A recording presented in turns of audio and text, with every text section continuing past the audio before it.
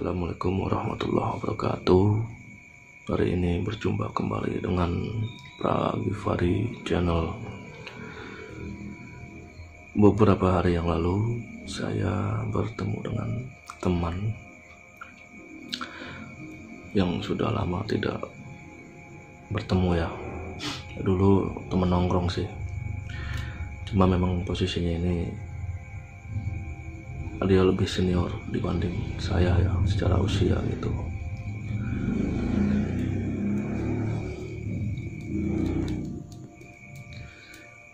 Saya iseng-iseng tanya apakah punya pengalaman yang berhubungan dengan dunia goib atau pengalaman mistis. Nah, beliau ini akhirnya bercerita. Kita panggil saja ya, namanya Yudi ya. Menurut dia itu sekitar tahun 96, kurang lebih tepatnya itu, dia itu ya istilahnya ngapel ya, ngapel. Nah, kondisi pada waktu itu memang belum seperti sekarang ya, walaupun istilahnya di pinggiran ibu kota, tapi masih banyak kebun-kebun kosong, kebun-kebun pisang, kebun rambutan itu masih banyak.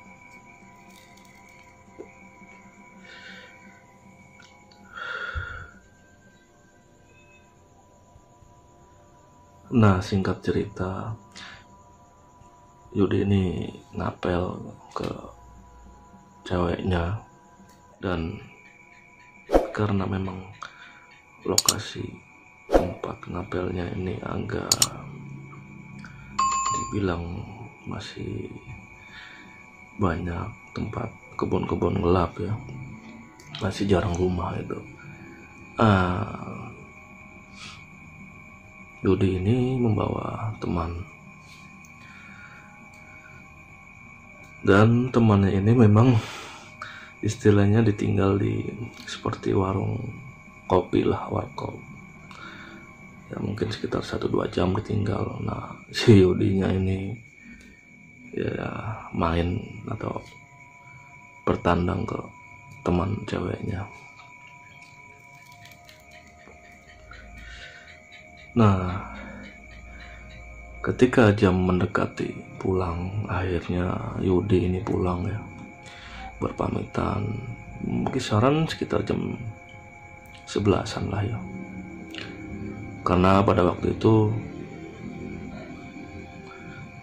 Yudi sampai ke tempat ceweknya ini sekitar pukul 8:30 malam. Nah, ketika pamit ya, Yudi ini kan mau nggak mau nanti nyamper ke temennya yang ditinggal di warung kopi kan. Ya, jarak dari rumah ceweknya ini ke warung kopi ada sekitar setengah kilo ya, setengah kilo. Nanti disamper di warung kopi.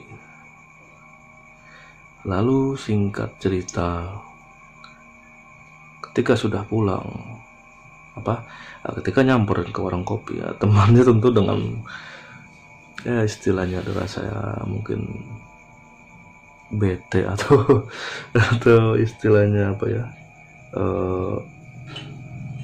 karena nungguin 1-2 jam lebih itu kan juga tidak sebentar ya.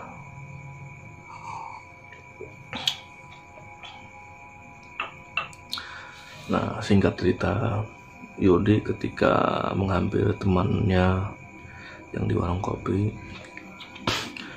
ya mungkin ngobrol sebentar, akhirnya pulang.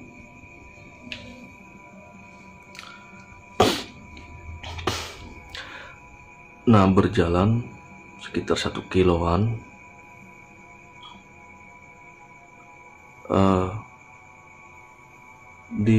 depan itu ada bangunan. Ini pas di momen ini ya, jujur saya agak merinding ya. Berjalan beberapa waktu itu, di depan itu seperti ada bangunan satu rumah ya. Di depannya itu ada pohon teh-tehan.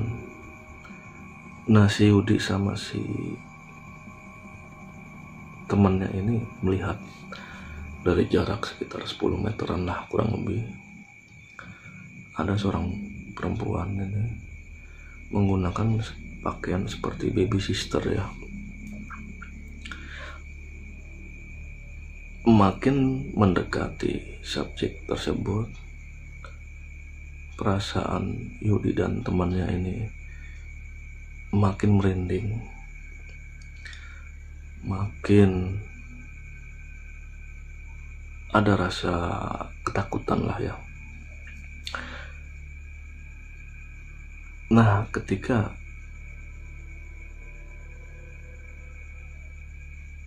hampir mendekati sosok tersebut, nah sosok tersebut ini memang seperti melambai. Ya tentunya Yudi dan sang teman ini makin gelisah gitu.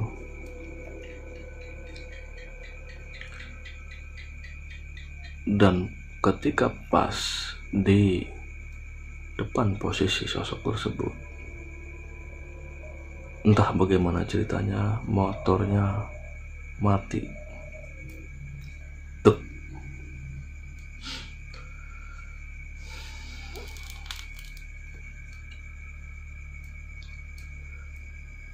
Dan mereka ketakutan makin menjadi ya. Dan posisi itu bangunan tersebut dan sosok ada di kiri. Dan ketika mereka melihat ke kiri, sosok tersebut dilihatnya itu menggunakan pakaian seperti baby sister ya.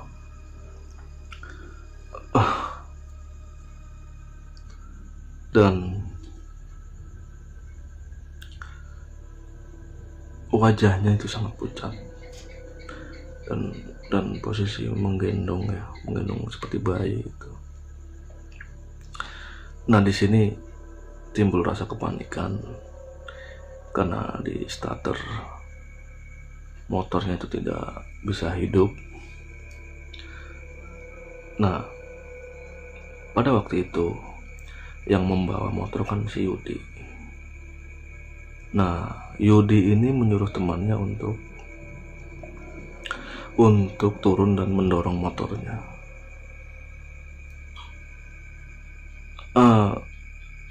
Tentunya sangat takut ya.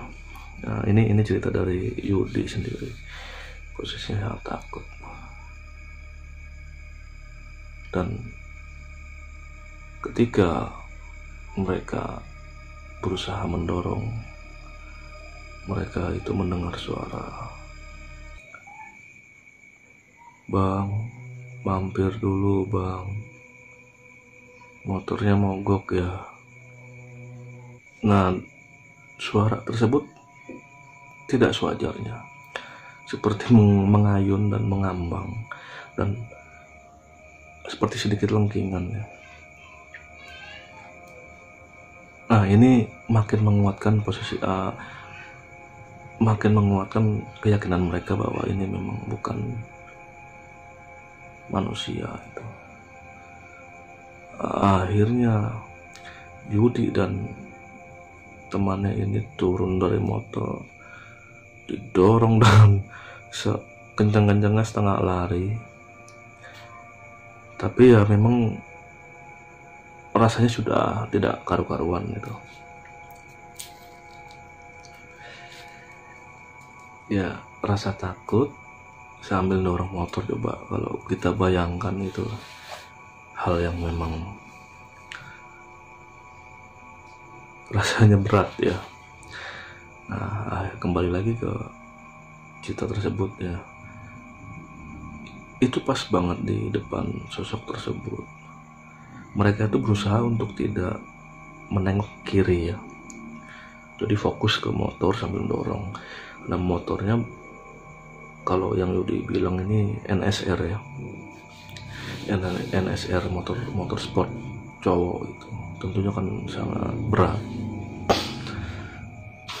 Nah didorong dengan sangat kuat sampai jarak sekitar 10 meter,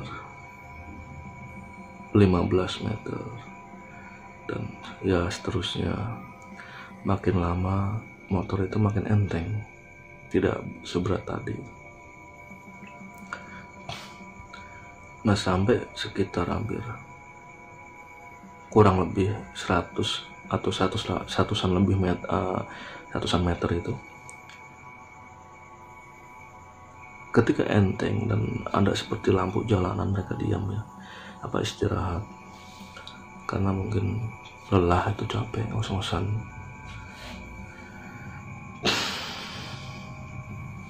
Akhirnya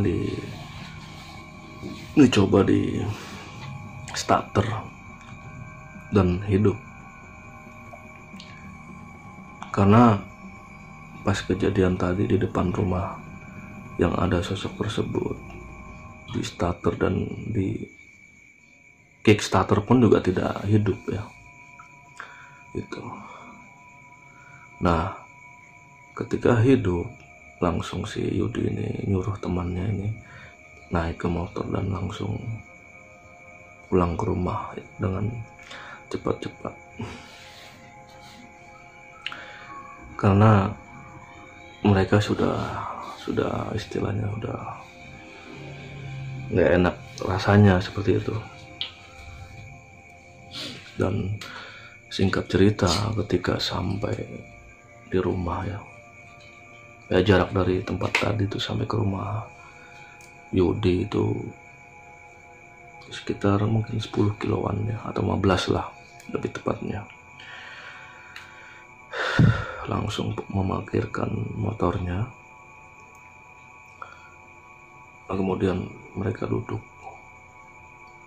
Nah si Yudi sendiri ini buka pintu dan ngambil air putih, langsung duduk di teras sambil merokok. Dan ketika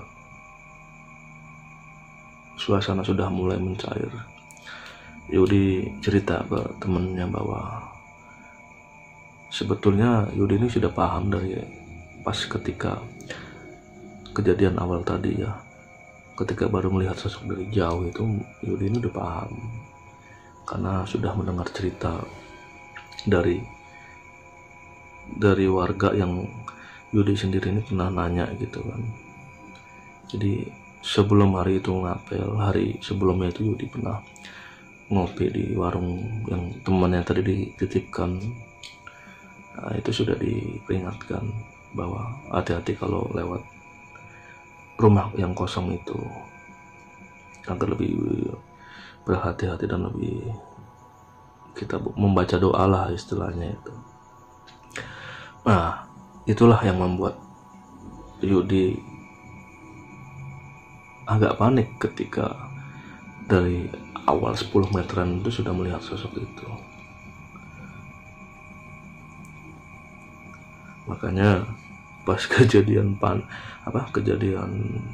motor mogok di depan sosok itu ya itu seperti rasanya tidak karu-karuan ya, kata Yudi itu. Jadi kalau di flashback ini, menurut cerita yang ada, bahwa rumah kosong tersebut dulu pernah ada perampokan ya. Kejadiannya kurang lebih ya tidak ada yang tahu persis kapan kejadiannya. Tapi yang jelas rumah itu sudah lama kosong. Nah si baby sister ini salah satu korbannya ya, yang dibunuh oleh perampok. Ya bisa jadi itu memang jin yang menyaru atau merubah wujud, mengambil sosok baby sister ya.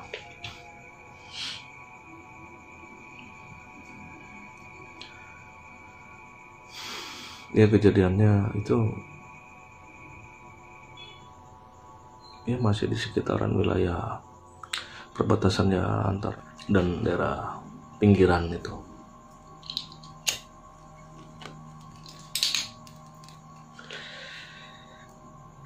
Sampai sekarang sih ya katanya sih rumah tersebut masih kosong katanya gitu, tapi persisnya bagaimana ya si Udi sendiri masih tidak tahu itu.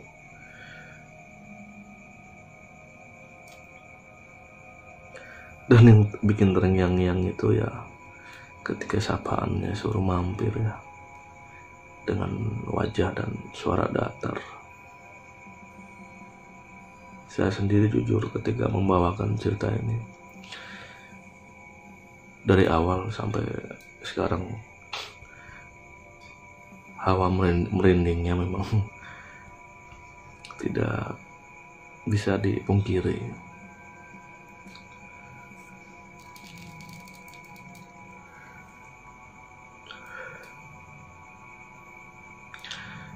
Kurang lebihnya demikian kisah yang saya coba gambarkan ya dari pengalaman teman saya ini. Ya intinya atau benang merahnya,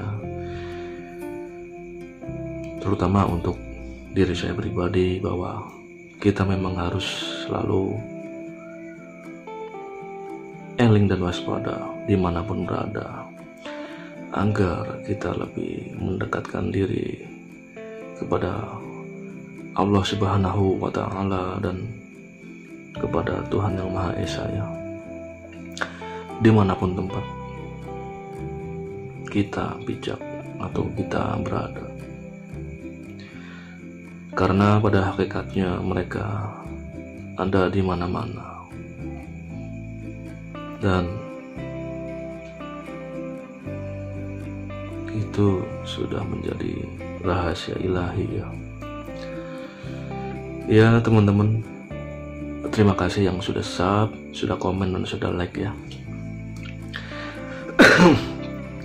Saya ucapkan banyak-banyak terima kasih yang tak terhingga.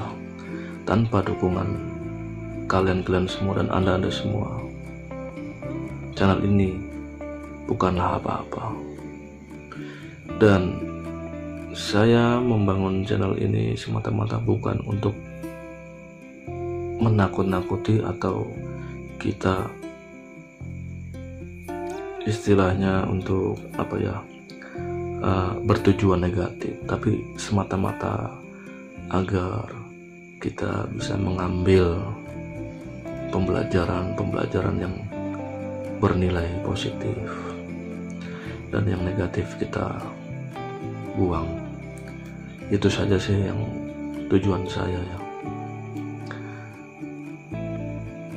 Jadi saya tutup. Wassalamualaikum warahmatullahi wabarakatuh. Terima kasih kawan.